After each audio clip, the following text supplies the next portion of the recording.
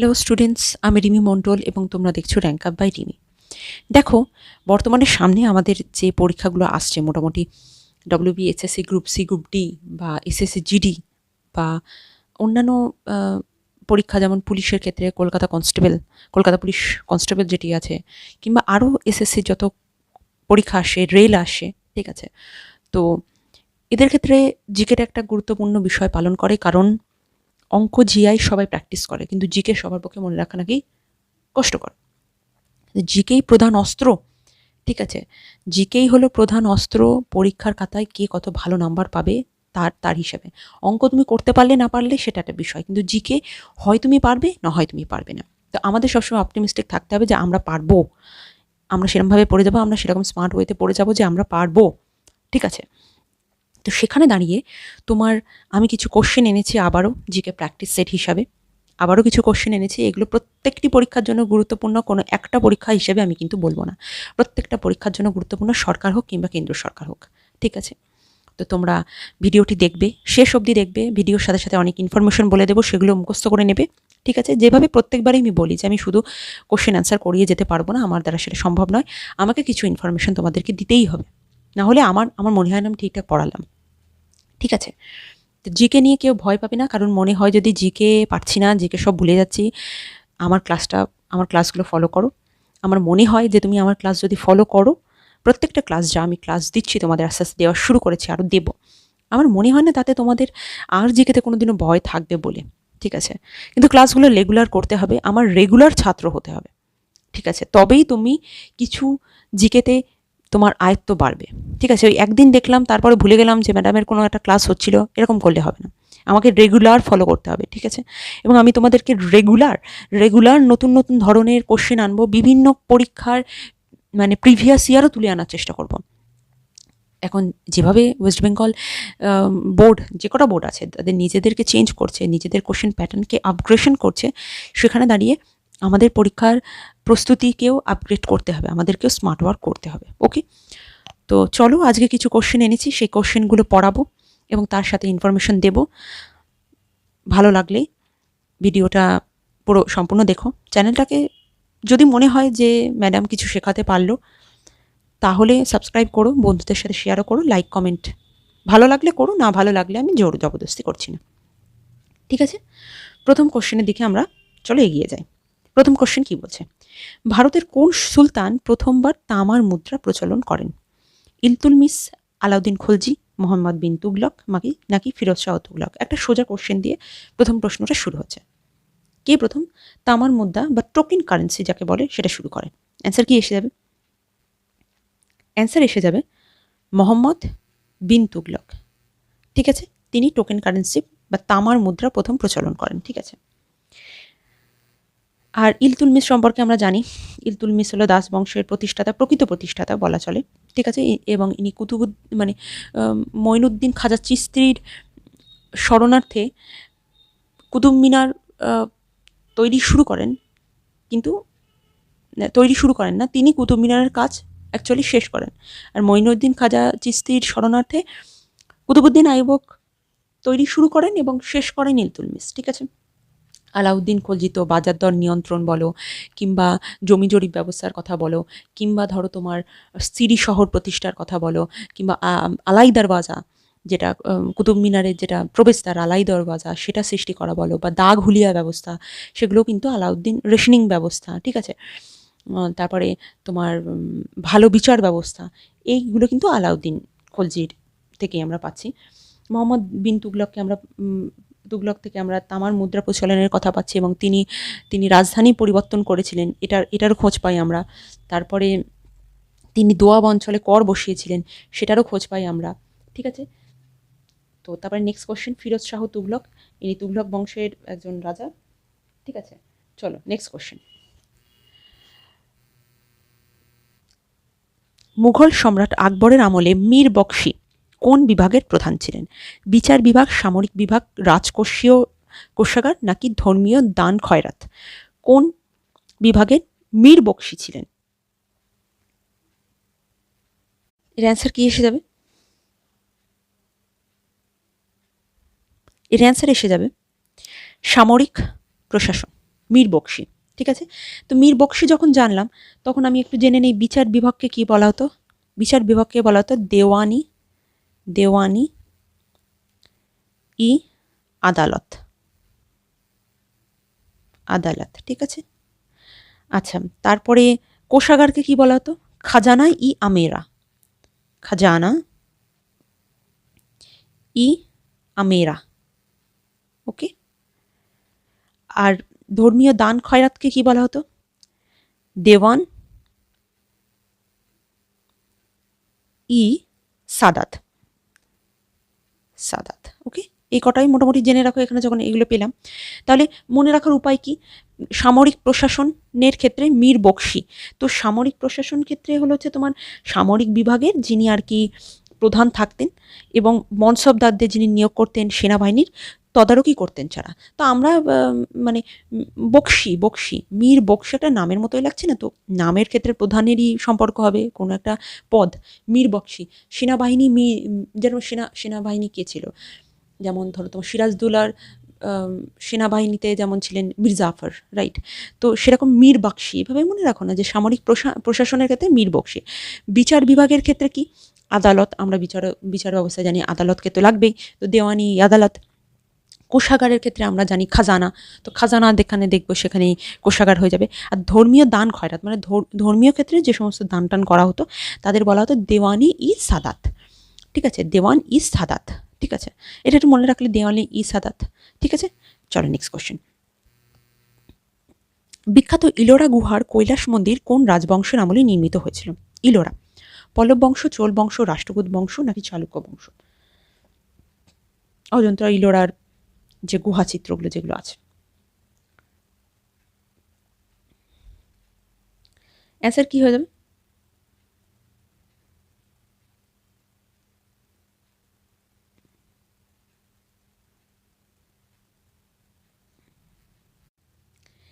তোমাদের অ্যান্সার হয়ে যাবে রাষ্ট্রকূট বংশ। ঠিক আছে, রাষ্ট্রকূট বংশের সময়। ঠিক আছে, এই ইলোরা গুহা সম্পর্কে একটু মনে পড়লো, ইলোরা গুহা ইউনেস্কো হেরিটেজ সাইট হয়েছিল কত কত সালে? কারোর কি মনে আছে? ইউনেস্কো হেরিটেজ সাইট, ওকে, এটার ইউনেস্কো হেরিটেজ সাইটে স্থান পেয়েছিল 1983-তে। ওকে, ইলোরা গুহা। ঠিক আছে, এবং 2016-তে একটা বলে দিয়েছিলাম, 2016-তে এরকমই একটা জিনিস হয়েছিল, সেটা হলো যে বোধি টেম্পল, বিহারের বুদ্ধের বোধি গাছে নিয়ে যে বোধি টেম্পল, সেটাও কিন্তু ইউনেস্কো হেরিটেজ সাইট 2016 সালে হয়েছিল। চলো নেক্সট কোশ্চেন। সাত্রিয়া কোন রাজ্যের একটি ধ্রুপদী নৃত্যশৈলী? যারা স্ট্যাটিক জিকের ক্লাস করে এসছো তারা মোটামুটি সবাই জানো যে আমি স্ট্যাটিক জিকেতে নৃত্যশৈলী সম্পর্কে অনেক কিছু ধারণা দিয়ে এসেছি, অনেক কিছু বলেও এসেছি। তো আমাকে এখানে আমি দ্বিতীয়বার সেটা বলবো না, যারা স্ট্যাটিক জিকের ক্লাস দেখোনি, প্রচুর টিক্স দিয়ে পড়িয়েছি, প্রচুর ট্রিক্সের সাহায্যে পড়িয়েছি, সেই ক্লাসটা প্লিজ একবার ভিজিট করে দেখে নেবে। তো এর অ্যান্সার কী হয়ে যাবে? সাত্রিয়া, অসম, তাই তো? উড়িষ্যার ওড়িশি, মণিপুরের মণিপুরি, অন্ধ্রপ্রদেশের কুচিপুড়ি, এছাড়া আছে তামিলনাড়ুর তোমার ভারতনাট্যম আছে, কেরলার আছে হচ্ছে মোহিনীআট্টম, কথাকলি, এটা সব আছে, তাই তো? বলি সে ট্রিক্সের সাহায্য করে মুখস্থ করে এসি না। ঠিক আছে, চলো নেক্সট কোশ্চেন। ওস্তাদ আমজাদ আলী খান কোন বাদ্যযন্ত্রের সাথে যুক্ত ছিলেন? সেতার, শরৎ, সন্তুর, বেহালা। এটাও এটাও তোমরা যদি স্ট্র্যাটেজিকের ক্লাস করে আসো তাহলে জানবে যে এটাও আমি পড়িয়ে এসেছি, কিন্তু এটাও আমি বলে এসেছি।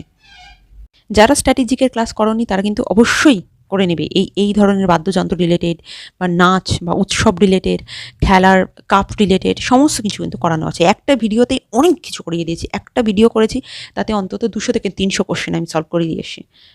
বলে এর অ্যান্সার, ওকে, এর অ্যান্সার হয়ে যাবে শরৎ, তাই তো? ওস্তাদ আমজাদ আলী খান শরৎ বাজান, রাইট। চলো নেক্সট কোশ্চেন। চাপচারকুট উৎসবটি কোন রাজ্যে পালিত হচ্ছে? নাগাল্যান্ড, মিজোরাম, সিকিম, ত্রিপুরা। চাপচারকুট,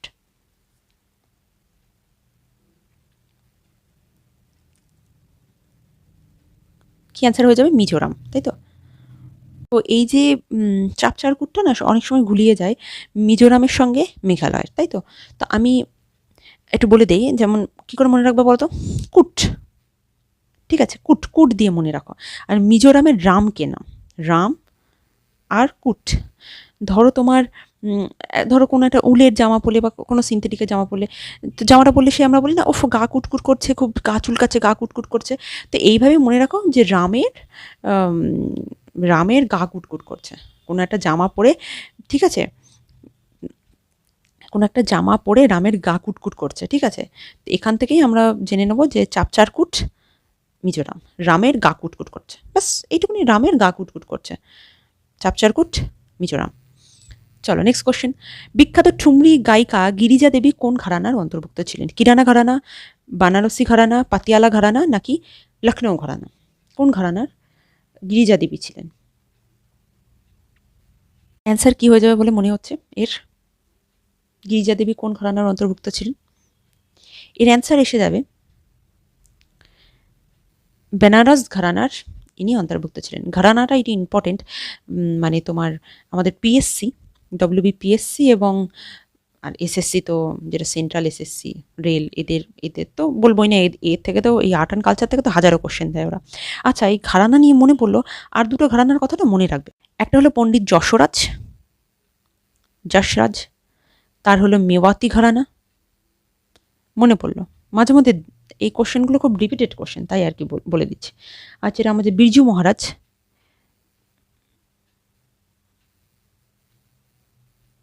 মহারাজ, ইনি কিন্তু লখনৌ ঘরানা, ঠিক আছে। গিরিজা দেবী তাহলে বারাণসী ঘরানার।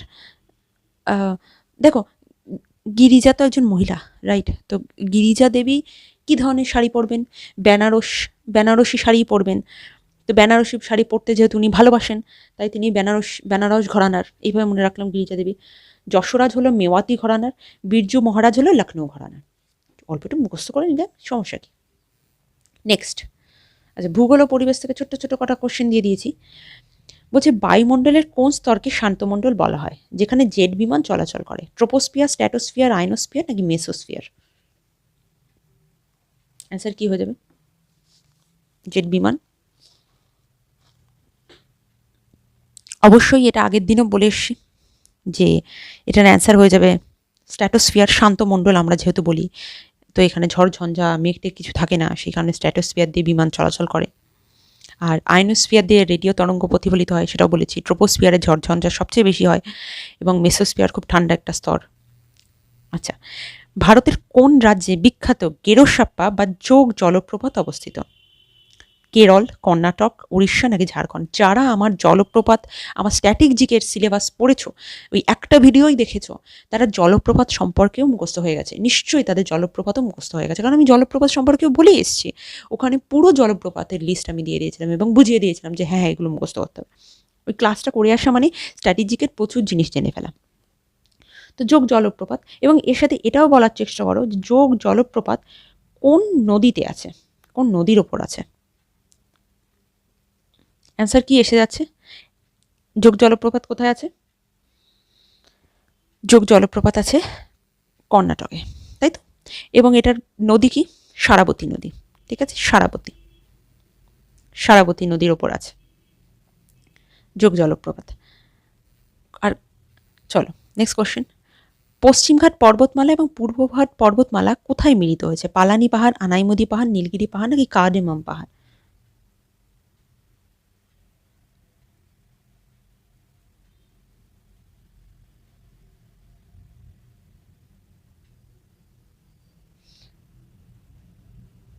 অ্যান্সার কি এসে যাবে? অ্যান্সার এসে যাবে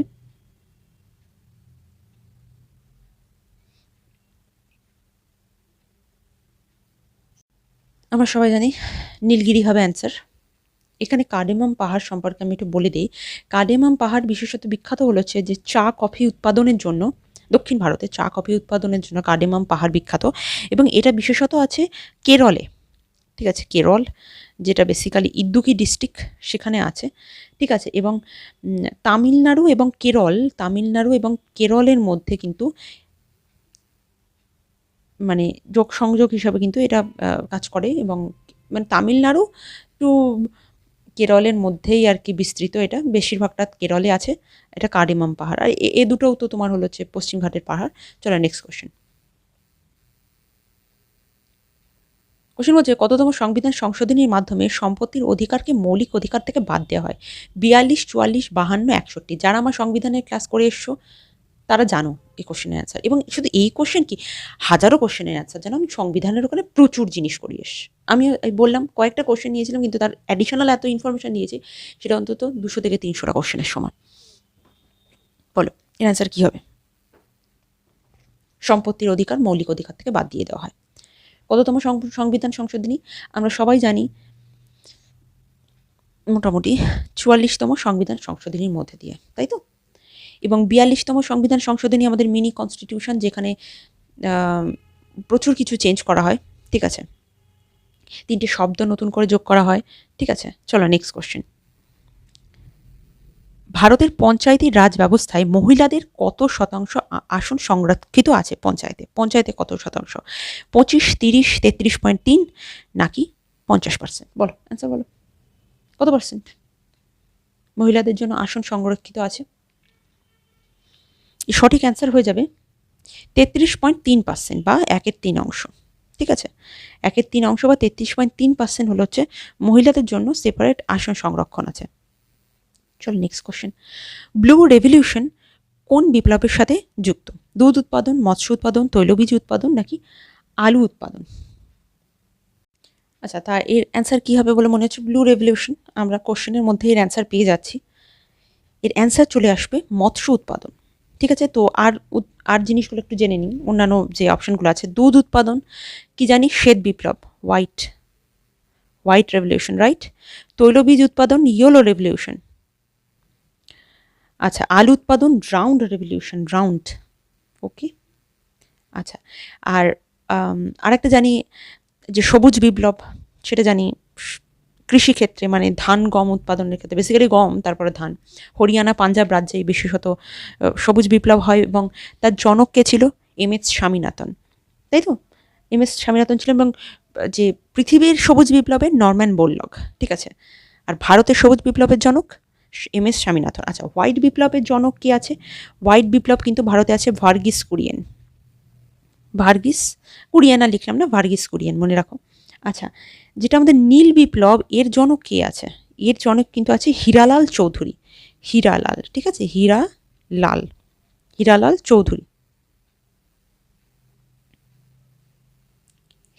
চৌধুরী। আচ্ছা, আর যে তোমার এখানে আর একটু বলে দিই যে শ্বেত বিপ্লব যেটা, এটা কিন্তু 1970 সালে শুরু হয়। 1970 সালে শুরু হচ্ছে শ্বেত বিপ্লব। আর ইয়েলো বিপ্লব যেটা, সেটা মোটামুটি 1986 থেকে শুরু হচ্ছে। এটা 1986 কিন্তু, ঠিক আছে? এটা 1986, ওকে। 1986-এ শুরু হচ্ছে, এবং দুধ যেটা সেটা 1970-তে শুরু হচ্ছে, ঠিক আছে? এইটুকুনি যেন খেয়াল থাকে, ঠিক আছে? চলো নেক্সট কোশ্চেন। আল্ট্রাসনিক তরঙ্গ ব্যবহার করে সমুদ্রের গভীরতা মাপার পদ্ধতিকে কি বলা হয়? রাডার, সোনার, লেজার নাকি প্রতিসরণ? কি করা হয় আল্ট্রাসনিক সাউন্ডে? একদম, আল্ট্রাসনিক সাউন্ড হলো সোনার পদ্ধতিতে সমুদ্রের গভীরতা মাপা হয়, তাই তো? সোনার পদ্ধতির সাহায্যে। Next question. কোন ভিটামিন মানুষের শরীরে ক্যালসিয়াম শোষণে সাহায্য করে? খুব ভালো একটা কোশ্চেন সায়েন্সের। ক্যালসিয়াম শোষণে সাহায্য করে কোন vitamin? A, C, D, K? খুব সোজা কোশ্চেন, এটাও সঠিক। অ্যান্সার কি হিসাবে? মোটামুটি আমরা সবাই জানি ভিটামিন D, তাই তো? ক্যালসিয়াম শোষণে সাহায্য করে। Next question. পর্যায় সারণীর কোন গ্রুপের মৌলগুলোকে হ্যালোজেন মৌল বলা হয়? 15, 16, 17, 18। হ্যালোজেন গ্রুপের মৌল কাদেরকে বলা হয়?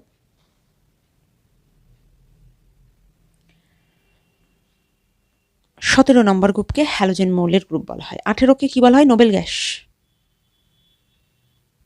গ্যাস, তাই তো? আর গ্রুপ 15কে কি বলা হচ্ছে? গ্রুপ 15কে বলা হয় নাইট্রোজেনের পরিবার, ঠিক আছে? নিকটোজেন গ্রুপ, ঠিক আছে? নিকটোজেন গ্রুপ, ঠিক আছে? আর গ্রুপ 16কে কি বলা হয়? চ্যালকোজেন বা অক্সিজেন গ্রুপ। চ্যালকোজেন, ঠিক আছে? বা অক্সিজেন গ্রুপ, ঠিক আছে? মানে তোমার গ্রুপ 15-তে কারা কারা থাকে? গ্রুপ 15-তে থাকে না নাইট্রোজেন, ফসফরাস, আর্সেনিক, অ্যান্টিমনি, এরা সব থাকে। গ্রুপ 16-তে অক্সিজেনের ক্ষেত্রে কি থাকে? অক্সিজেন, সালফার, সেলেনিয়াম, এরা সব থাকে। গ্রুপ 17 যেটা যেটা হ্যালোজেন গ্রুপ, ঠিক আছে? ফ্লুরিন, টুরিন, এরা সব থাকে। ক্লোরিন, ফ্লুরিন, এরা থাকে। তারপরে গ্রুপ 18-তে থাকে হিলিয়াম, নিয়ন, আর্গন, ক্রিপ্টন, যেগুলো নোবেল গ্যাস, তাই তো? তারা থাকে। ঠিক আছে, নেক্সট কোশ্চেন। মানবদেহের কোন কোষে মাইটোকন্ড্রিয়া থাকে না? পেশিকোষ, যকৃৎ কোষ, লোহিত রক্তকণিকা নাকি স্নায়ু কোষ? কাদের মাইটোকন্ড্রিয়া থাকে না? অ্যান্সার কি হয়ে যাবে? মাইটোকন্ড্রিয়া। অ্যান্সার হয়ে যাবে লোহিত রক্তকণিকা। এদের কিন্তু কোনো মাইটোকন্ড্রিয়া থাকে না। অর্থাৎ যদি লোহিত রক্তকণিকায় মাইটোকন্ড্রিয়া বা থাকে, তাহলে কি হবে? যে লোহিত রক্তকণিকার কী হবে? ভারটা অনেক বেড়ে যাবে, কিন্তু লোহিত রক্তকণিকাকে অনেক বেশি ট্রাভেল করতে হয়, রাইট? সারা বডিতে তাকে রক্ত ছড়াতে হচ্ছে, অনেক বেশি ট্রাভেল করতে হচ্ছে তাদের। অত ভারী হলে কি তারা বেশি দূর অবধি ট্রাভেল করতে পারবে? পারবে না তো। সেই কারণেই লোহিত রক্তকণিকার মধ্যে কিন্তু মাইটোকন্ড্রিয়া থাকে না, এবং মাইটোকন্ড্রিয়াকেই কিন্তু আমরা কোষের শক্তিঘর বলি। খেয়াল থাকে জানো, ঠিক আছে? আর সবচেয়ে বেশি মাইটোকন্ড্রিয়া থাকে কিন্তু হৃৎপেশিতে, ঠিক আছে? এবং হৃৎপেশিতে আরও একটা জিনিস থাকে, তার নাম হলো মায়োকার্ডিয়াল ডিস্ক, যার কারণে কিন্তু আমাদের হৃৎপিণ্ডটা ক্রমাগত দুব দুব দুব দুব দুব দুব এরকম যে হৃদস্পন্দনটা সেটা হতে থাকে, ঠিক আছে? চলো নেক্সট কোশ্চেন। আনব্রেকেবল আত্মজীবনীটি কার লেখা? মেরি কম, সাইনা নেহওয়াল, সানিয়া মির্জা নাকি ঝুলন গোস্বামী? কার লেখা? আমি অটোবায়োগ্রাফি নিয়েও আগের দিন স্ট্র্যাটেজিকের ক্লাসে মোটামুটি বেশ কয়েকটা বলে দিয়েছি অটোবায়োগ্রাফি, সেগুলো কিন্তু একটু দেখে নেবে। আচ্ছা, এর অ্যান্সারটা কি হয়ে যাবে? আনব্রেকেবলের অ্যান্সারটা হয়ে যাবে মেরি কম। মেরি কমের আনব্রেকেবল, যেটা আর কি আমাদের কিছুদিন আগে প্রিয়াঙ্কা চোপড়া আর কি অ্যাক্টিং করলো মেরি কমের হয়ে, মেরি কমের জীবনী নিয়ে। তো এখানে আর কিছু লোকের পাচ্ছি, সেগুলো একটু দেখে নিই। যেমন সাইনা নেহওয়াল ব্যাডমিন্টন প্লেয়ার ছিলেন, তার আত্মজীবনী কি? Playing to win. Playing to win, right? Sania Mirza কি? Ace against odds. S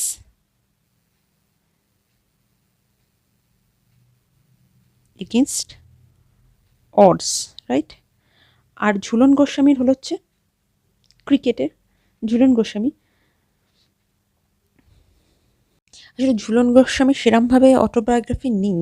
Jhulan Goswami সম্পর্কে বলা যায় যে তিনি, তার নামে একটা বই তৈরি হয়েছিল, যেটা হলো হচ্ছে চাকদা এক্সপ্রেস নামে একটা বই তৈরি হয়েছিল তার অটোবায়োগ্রাফিমূলক মানে জীবনী হিসাবে। তো এটা ওয়েস্ট বেঙ্গলের ক্ষেত্রে তোমরা মনে রাখতে পারো যে যেরকম চাকদা এক্সপ্রেস নামে কে পরিচিত ওয়েস্ট বেঙ্গলে, সেটা কিন্তু আবার ঝুলন গোস্বামী হবে, কারণ তিনি নদিয়ার চাকদা জেলায় জন্মগ্রহণ করেন, ঠিক আছে?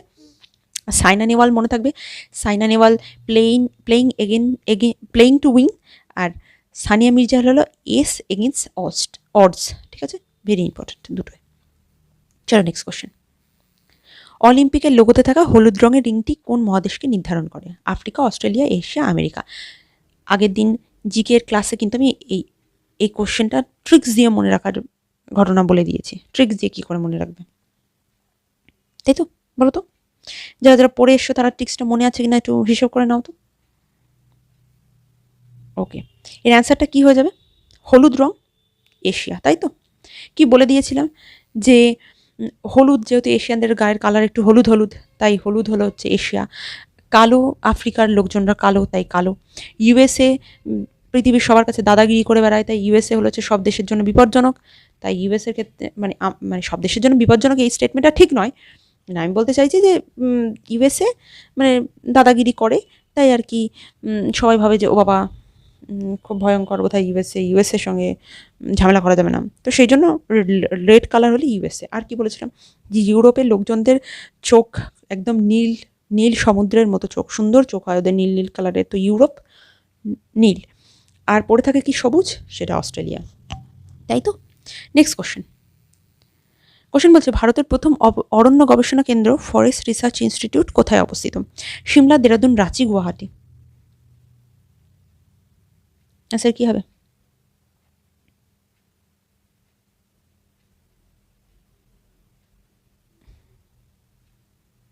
আচ্ছা,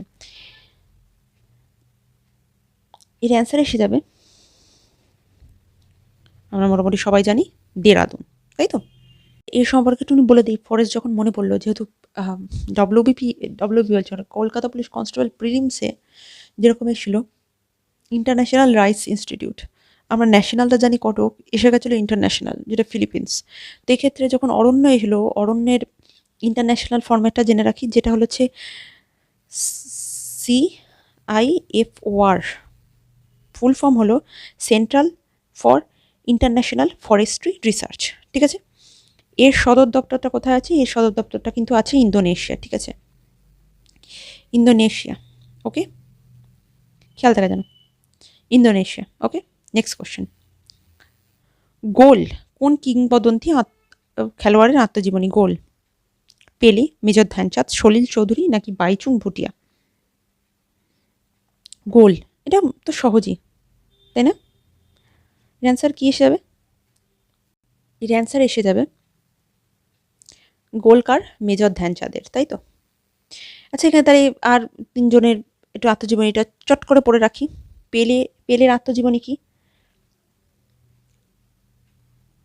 কেউ জানো পেলের আত্মজীবনী কি? পেলের দু টাইপের আত্মজীবনী আছে, একটা হচ্ছে my life and the beautiful game, আর একটা আছে পেলে দ্য অটোবায়োগ্রাফি, ঠিক আছে? তো সেখানে দাঁড়িয়ে ওই পেলে দ্য অটোবায়োগ্রাফিটা তো তুমি পেলে নাম পেয়ে যাচ্ছ, আর একটা যেটা আছে সেটা হচ্ছে my life and the beautiful game, and the beautiful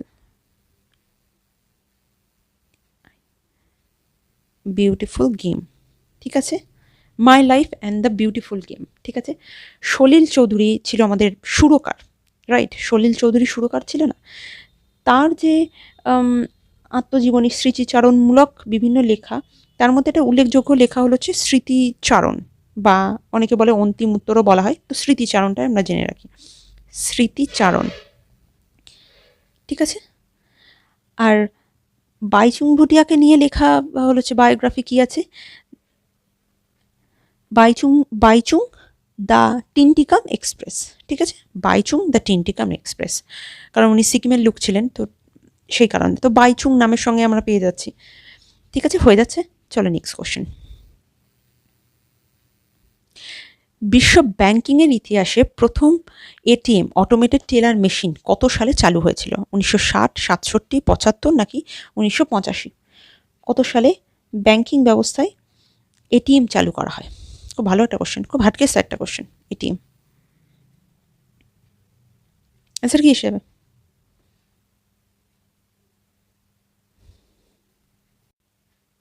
এর অ্যান্সার চলে আসবে 1967-এ লন্ডনে প্রথম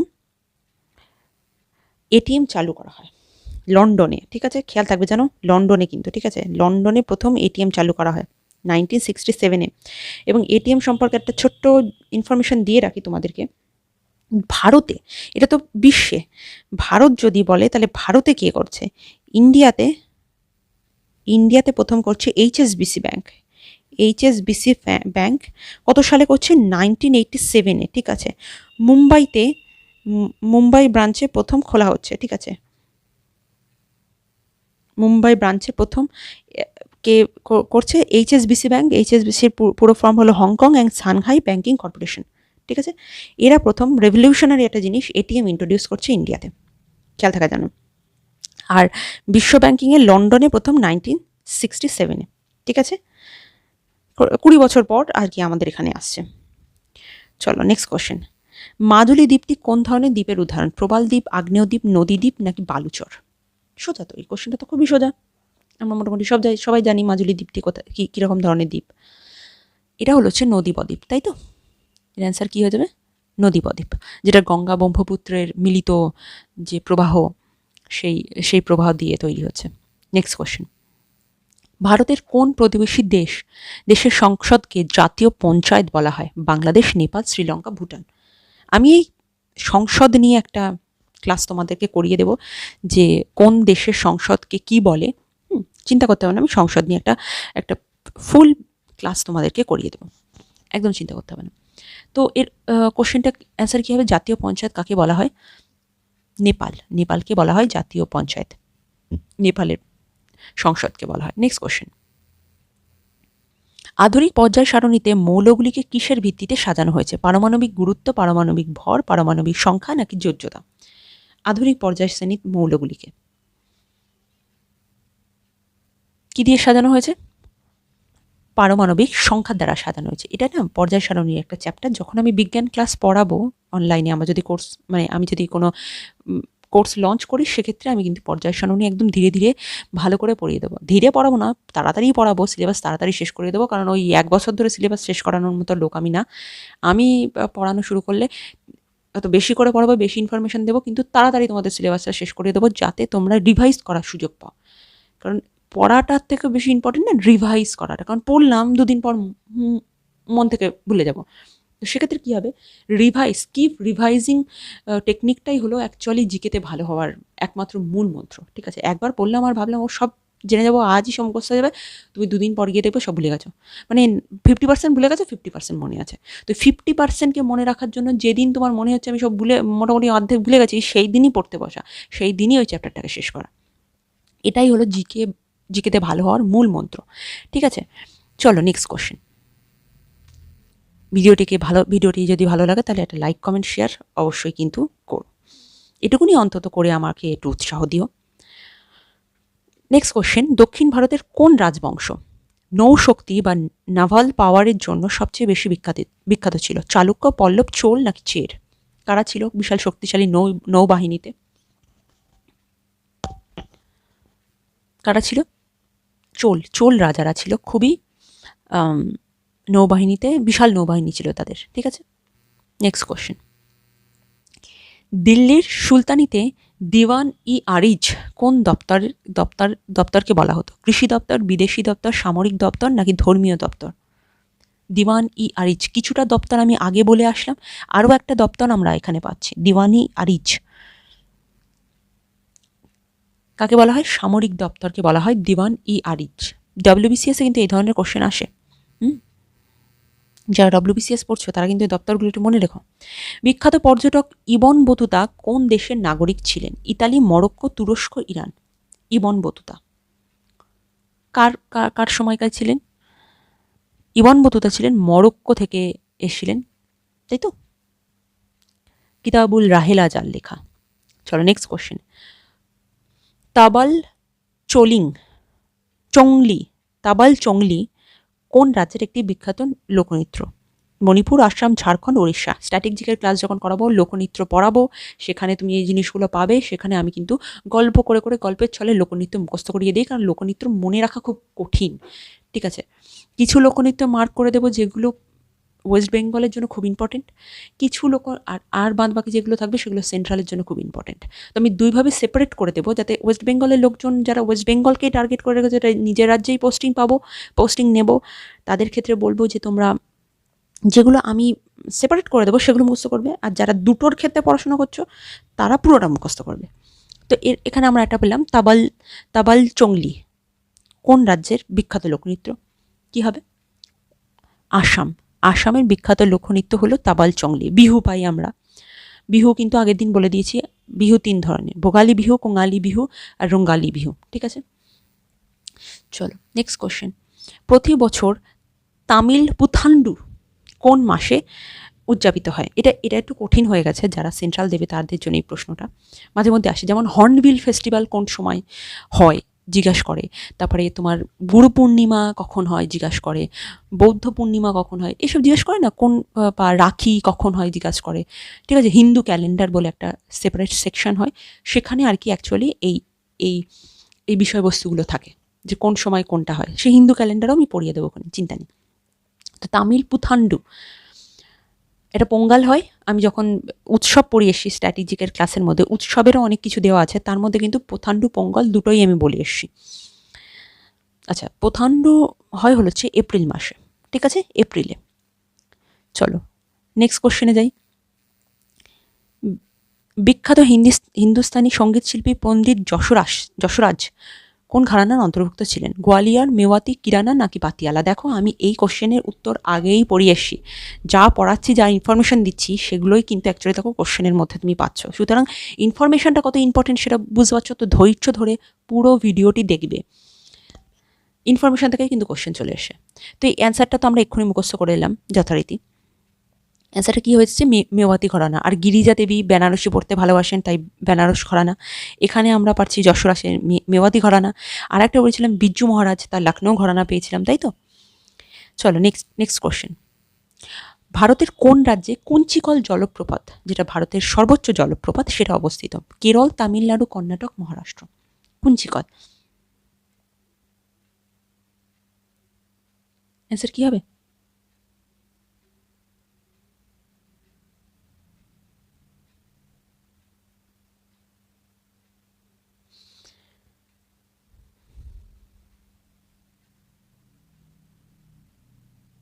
অ্যান্সার এসে যাবে কর্ণাটক, তাই তো। কর্ণাটকে আমি কি বলেছিলাম, যে সময় জলপ্রপাত পড়িয়েছিলাম সে সময় বলেছিলাম না যে ছন্দে মনে রাখবে কর্ণাটকের কুঞ্চিকল, কর্ণাটকের কুঞ্চিকল, তাই তো। এবং এটা কোন নদীতে আছে? এটা কিন্তু বারাহি নদীতে আছে। বারাহি নদীতে আছে, ঠিক আছে, খেয়াল রাখবে। ওখানে স্ট্র্যাটেজিকের ক্লাসটা, এই ক্লাসটা শেষ হওয়ার পরেই করে আসবে, ভেরি মাচ ইম্পর্টেন্ট ক্লাস কিন্তু, ঠিক আছে। চলো নেক্সট। বায়ুমণ্ডলের কোন স্তরে রেডিও তরঙ্গ প্রতিফলিত হয়? Mesosphere, ionosphere, exosphere, stratosphere. আগেই এই কোশ্চেনের অ্যান্সারটা কিন্তু বলে আসলাম। অ্যান্সার কি হয়ে যাবে? রেডিও তরঙ্গ আয়নোস্ফিয়ারে, তাই তো। আয়নোস্ফিয়ারে তো, মানে রেডিও তরঙ্গ অ্যাকচুয়ালি কি এক প্রকারের, মানে একটা তরঙ্গ, মানে কি আয়নিত তরঙ্গই হবে। তো আয়নে ফিজিক্সের আমি কানেক্ট করে নেবো যে আয়ন আর তরঙ্গ, তাহলে হচ্ছে ফিজিক্স আমি রিলেট পাচ্ছি কোথায়? আয়নোস্ফিয়ারে। তো এইভাবে মনে রাখবো, আয়নোস্ফিয়ার, আয়নিতে তরঙ্গ অ্যাকচুয়ালি রেডিও তরঙ্গ, এইভাবে মনে রাখবো, হয়ে যাবে। চলো, এটা একটা ভালো কোশ্চেন, সায়েন্সের একটা খুব সুন্দর কোশ্চেন। এই ধরনের কোশ্চেন কিন্তু আসতে পারে। মানুষের বৃক্কে কিডনিতে যে পাথর হয়, মানে মানুষের বৃক্কে পাথর তৈরির জন্য প্রধান দায়ী রাসায়নিকটির নাম কি? Calcium oxalate, sodium chloride, magnesium sulphate, নাকি ক্যালসিয়াম কার্বনেট? কিডনি স্টোন যেটা হয় সেটা অ্যাকচুয়ালি কিসের ফরম্যাটে হয়? কিডনি স্টোন,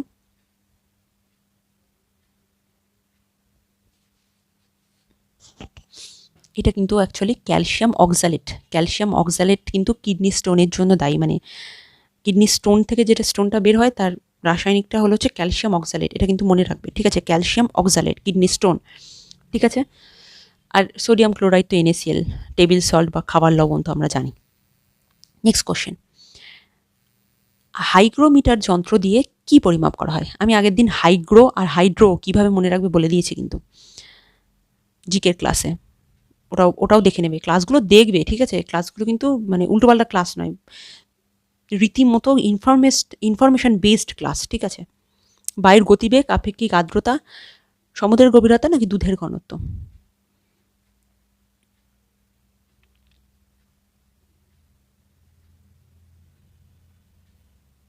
অ্যান্সারটা কী হবে যাবে? হাইগ্রোমিটার থাকলে বায়ুর আপেক্ষিক আর্দ্রতা, তাই তো। জলের ঘনত্ব থাকলে হলো হচ্ছে হাইড্রো যেটা, সেটা হলো হচ্ছে জল, তাই তো। আচ্ছা, এখানে তাহলে একটু জেনে নিই, বায়ুর গতিবেগ কি হবে? বায়ুর গতিবেগ হবে অ্যানিমোমিটার,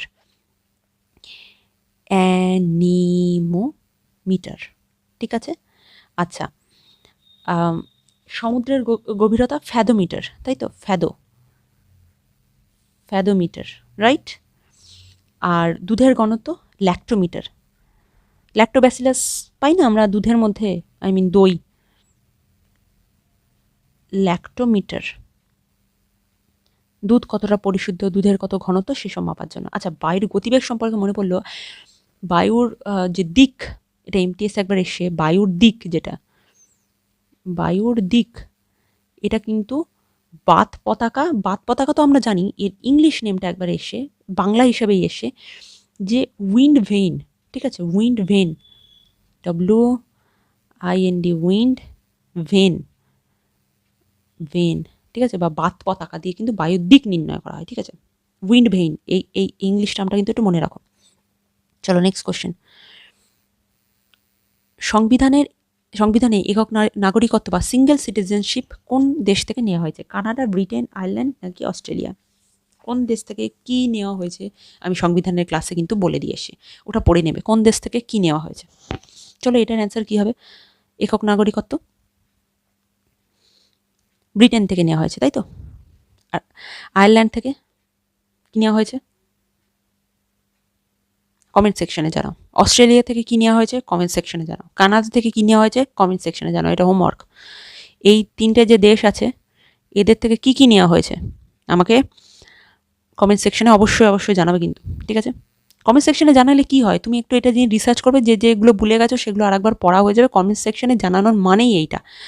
তুমি ধরো ভুলে গেছো, তো তুমি একটু কমেন্ট সেকশনে জানানোর আগে নিজে দেখবে, পড়ে নেবে, তারপরে সে যেটা পড়লে সেটা কমেন্ট সেকশনে লিখে তোমার লেখাটাও তাহলে হয়ে গেল।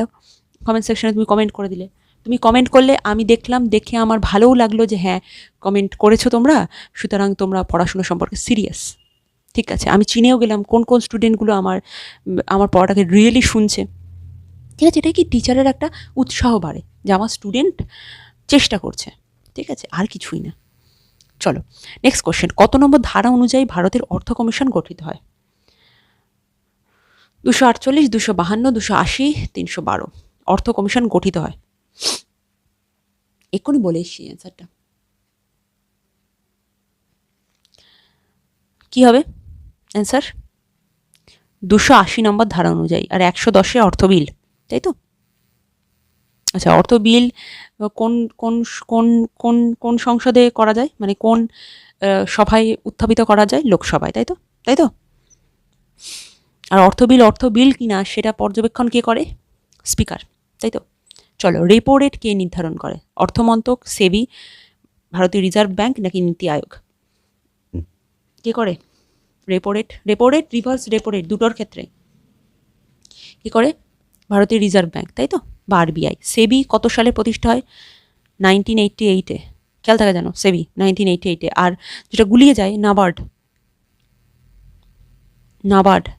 1982-তে, তাই তো। দুটোই কিন্তু মুম্বাইতে হয়, ঠিক আছে, খেয়াল থাকে জানো। চলো next question, the race of my life আত্মজীবনীটি কোন ক্রীড়াবিদের? সচিন তেন্ডুলকার, পিটি উষা, মিলখা সিং, মেরি কম নাকি অভিনব বিন্দ্রা? কার রেস অফ মাই লাইফ? দৌড়ানোই ভালো কি এর মধ্যে? এক্স্যাক্টলি, মিলখা সিং, তাই তো। উড়ন্ত শিখ, যাদেরকে ফ্লাইং শিখ যাকে বলি আমরা, তাই তো, মিলখা সিং। মেরি কম আনব্রেকেবল বলে আসলাম। আর শর্ট ইন হিস্ট্রি অভিনব বিন্দ্রা, তাই তো। গোল্ডেন গার্ল পিটি উষা। চলো নেক্সট কোশ্চেন, রাজীব গান্ধী খেলরত্ন পুরস্কার, বর্তমানে যা মেজর ধ্যানচাঁদ খেলরত্নকার পুরস্কার, প্রথম কে পেয়েছিল? সচিন তেন্ডুলকার, বিশ্বনাথ আনন্দ, লিয়েন্ডার পেজ নাকি কপিল দেব? কে পেয়েছিল? খুব সহজ কোশ্চেন, বিশ্বনাথ আনন্দ, দাবা, যিনি আমাদের প্রথম গ্র্যান্ড মাস্টার ভারত থেকে, তাই তো। চলো নেক্সট কোশ্চেন, কাস্পিয়ান সাগর কোন দুই মহাদেশের সীমানায় অবস্থিত? প্রায় হয়ে এসছে। এশিয়া ও Africa, Asia Europe, Europe Africa নাকি উত্তর ও দক্ষিণ আমেরিকা? কাস্পিয়ান সাগর। অ্যান্সার কি এসে যাবে? এশিয়া এবং ইউরোপ, তাই তো। নেক্সট কোশ্চেন, ভারতের কোন প্রতিবেশী দেশের জাতীয় খেলা তীরন্দাজি? মায়ানমার, নেপাল, ভুটান, শ্রীলঙ্কা। আমি বিভিন্ন দেশের জাতীয় খেলা সম্পর্কিত স্ট্র্যাটেজিতে একটা ক্লাস দিয়ে দেবো, চিন্তা করতে হবে না। বলো, আর তোমরা কি ক্লাস চাও, কি সম্পর্কে ক্লাস চাও, সেটা আমাকে কমেন্ট সেকশনে অবশ্যই জানাবে। আচ্ছা, এর অ্যান্সার হয়ে যাবে ভুটান, ঠিক আছে, তীরন্দাজি। চলো, বেসবল যেমন আমেরিকার। গোল্ডেন থ্রেশহোল্ড কবিতার বইটি কার লেখা? অ্যানি বাসান্ত, সরোজিনী নাইডু, বিজয়লক্ষ্মী পণ্ডিত নাকি Aruna Asaf Ali? Golden threshold, answer কি হয়ে যাবে? সরোজিনী নাইডু, তাই তো, সরোজিনী নাইডু। ইনি প্রথম আমাদের যে কংগ্রেসের প্রথম ভারতীয় মহিলা সভাপতি, এবং অ্যানি বেসান্ত হলো প্রথম মহিলা সভাপতি। আচ্ছা, তো চলে যাচ্ছে। আচ্ছা, কোন প্রাণীকে পরিবেশের পরিচ্ছন্নতা কর্মী বা প্রাকৃতিক ধাঙ্গর বলা হয়? এটা তো সোজা, এই তো আমরা মোটামুটি জানি। ঝাড়ুদার পাখি যাকে আমরা বলি, না ঝাড়ুদার পাখি না, পরিচ্ছন্নতা কর্মী আলাদা, ধাঙ্গর যাকে বলা হয় কে? শকুন। পচাগলা মৃতদেহ খায় না শকুন। ওহ, বেরিয়ে গেল। আচ্ছা, বায়ুর গতিবেগ মাপা হয় কোন কোন এককের সাহায্যে? নট, ওহম, হার্জ নাকি পাস্কেল? ওপরে উঠে গেছে কটা। বায়ুর গতিবেগ নট। ওকে, চলো নেক্সট কোশ্চেন, আর বেশি নেই, আর 5টা। ভারতের কোন রাজ্যে বিখ্যাত হর্নবিল ফেস্টিভ্যাল পালিত হয়? নাগাল্যান্ড, মেঘালয়, মিজোরাম, ত্রিপুরা। যারা স্ট্র্যাটেজিকের ক্লাস করেনি দেখে নেবে, ওখানে কিন্তু ফেস্টিভ্যাল সম্পর্কে আমি অনেক কিছু বলে দিয়েছি।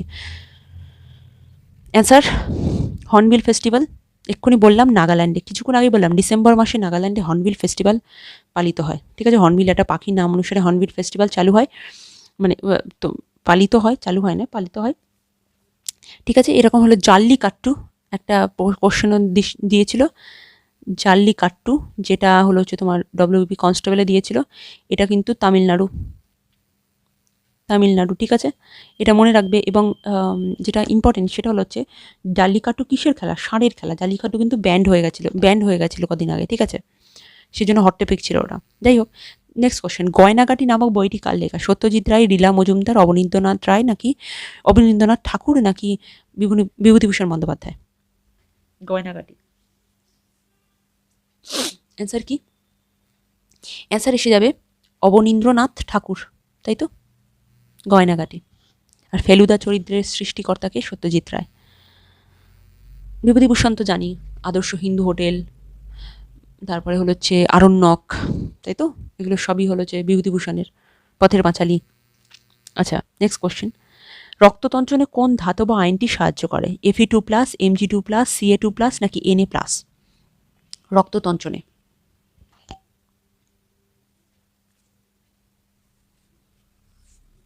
এর সঙ্গে একটা ভিটামিনও কাজে লাগে।